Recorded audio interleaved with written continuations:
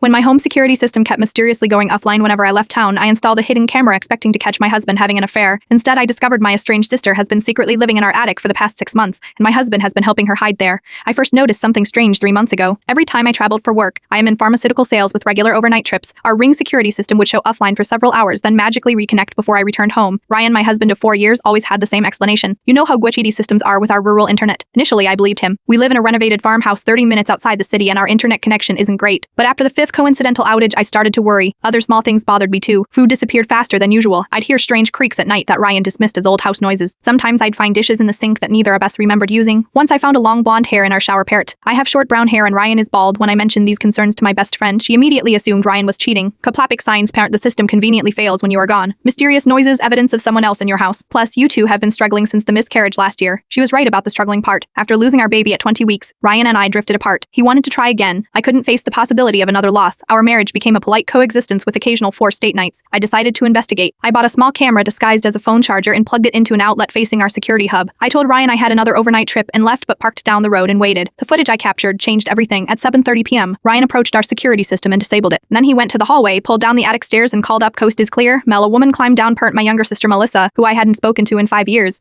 Melissa and I had a major falling out when she developed a serious drug addiction and stole our grandmother's jewelry to fund it. After rehab failed twice, I cut contact, unable to watch her self-destruct anymore. Last I heard, she was homeless somewhere on the West Coast. In the video, she looked healthier than I remembered, pern clean, sober. Her hair pulled back in a almost she and Ryan sat at our kitchen table eating dinner together, talking and occasionally laughing. I watched as Ryan showed her something on his phone, purred pictures of our nephews based on their conversation. They talked about me, about how Ryan was trying to find the right time to tell me, but she's still so fragile since the baby. Melissa asked if I still had nightmares. I drove back home the next morning as planned. Ryan greeted me with a kiss and asked about my trip. I said nothing about what I discovered, terrified of confronting this bizarre situation. Later that day, while Ryan was in the shower, I checked the attic. There was a small living space with a sleeping bag, some clothes, books, and a battery-powered lamp. A journal lay open and I couldn't help reading the last entry. 6 months clean today. Ryan says Kate's doing better and might be ready to know soon. I am terrified she'll throw me out again, but I have nowhere else to go. The rehab program ends next month and I'll lose my spot at the halfway house. I pray she forgives me. I just want my sister back. I am sitting in our living room right now waiting for Ryan to come home from work. I don't know if I should be furious that he's kept a secret, grateful that he's helping my sister stay sober, or heartbroken that neither of them trusted me enough to tell me the truth.